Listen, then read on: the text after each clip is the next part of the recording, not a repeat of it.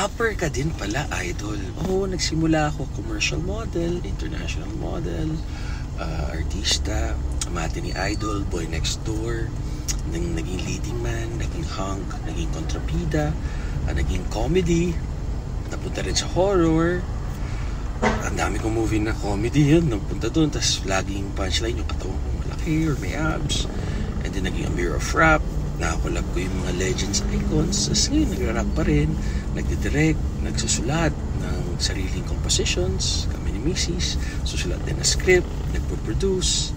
All in all, basta kung saan pinaka okay yung return of investment. Kumbaga, yung bigyan mo ng oras at attention mo, yung puhunan mo na talent mo, kung ano yung balik na sweldo, kung ano yung pinakamaganda, pinakamalaki. Doon tayo, syempre, yun ang kabuhayan natin eh.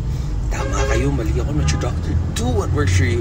Happy na, healthy pa. God bless.